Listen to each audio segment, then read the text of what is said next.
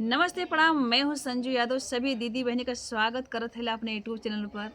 तो दीदी बहनी फिर से हम अनुराग प्रधान के ऊपर अनुराग परिवार के लिए बहुत ही सुंदर गीत लेकर के आयल हिला न्याय के खातिर। देखल जाए 1 साल का दिन और आए गल हो। बाप रोवत रोवत आंधर हो गई न, मतारी रोवत रोवत खटिया पकड़ ले हो। पर अबही तक 1 साल बीत गल, अनुराग केस में जीत हो के हार हो जाती है। पहल की बार जब जीत होखे का संभावना नजर आयल, तब ब्लाउज फाड़े के अंजाम में प्रधान भैया के लोग जेल भिजवा दिलस। जब दूसरी बार चांस मिलल कि अब जीत हो जाई, त कट्टा बंदूक फर्जी दिखा के जोने की जेल भेज दिलन। जब तीसरी बार जोने की वकील भैया पूरा एकदम लड़ाई चप के लड़ने की ये पर इंसाफ दिला के तो हम हटब। तीसरी बार चोरी, प्रधान चोरी कैले हुआ लालता के मकान में, पता न का रखल है कि चोरी करत हुमन। चोरी के अंजाम में जेल भेज देना। लेकिन अभी जो चौथी लड़ाई है, एमन खुशी का लहर दौड़त है। तारीख 14, वकील का कहना है कि 14 तारीख के लालता का मकान गिरवा के तब हम दम लेब। काहे से कि बहुत चाल चलत हुआ, बनकर चाल पूरा नाकाम कर देब हम। अब इन्हों की समझ में आई कि नहीं केहू से पाला पड़ल है। वकील भैया, प्रधान भैया अब एक तरफ खड़ा होकर के अनुराग परिवार का साथ देत हुए, अन्याय का लड़ाई लड़त हुए। तो हम कलम उठौली है और दोनों भैयन के ऊपर, वकील भैया और प्रधान भैया के लिए बहुत ही तगड़ा स्पेशल धक्काड़ गीत लिख लेला दीदी बहनी। अगर पसंद आई तो आप लोगन हमारे चैनल के से जुड़ जाइए और हमें भी जुड़े का मौका दिया। कमेंट बॉक्स में थोड़ा से कुछ ज़रूर लिख के भेज दिया, जैसे हमारा मनोबल और बढ़ जाई। तो पहली लाइन का है, पूरा गांव भर खुशी मनावत हो कि काश लालता का कब घर गिर जात कि पूरा गांव झूम जात, नाच देत गाय लेत। झूमे गौआ शहर, झूमे गौआ शहर, झूमे गौआ शहर, झूमे गौआ शहर। अनुराग के सिया में खुशी का लहर, झूमे गौआ शहर, झूमे गौआ शहर। अनुराग के सिया में खुशी का लहर। पहली जीत का पहली बधाई, पहली जीत का पहली बधाई। ललतारा में सवा हो गई लजाई, ललतारा में सवा हो गई लजाई। पहली जीत का पहली जीत का पहली बधाई। ललतारा में सवा हो गई लजाई। अरे झूमे गौआ शहर, झूमे गौआ शहर। अनुराग के सिया में खुशी का लहर, झूमे गौआ शहर, झूमे गौआ शहर। अनुराग के सिया में खुशी का लहर। ललता राजेश रमेश के घरवा, अरे जिया हो जिया, घर तो गिरा के भैया दम लेवा तो लोग हम जान गल रहे।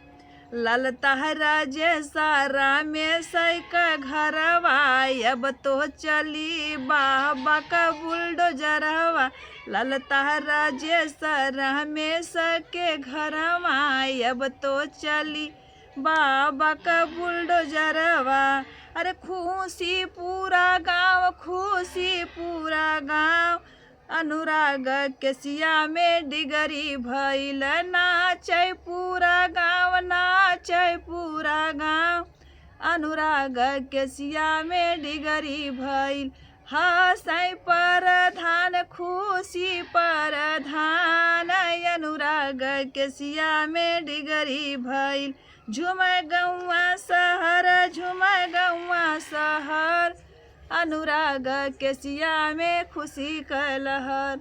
तो दोस्तों और बहनों भाइयों, इस बार निराशा नहीं होना चाहिए।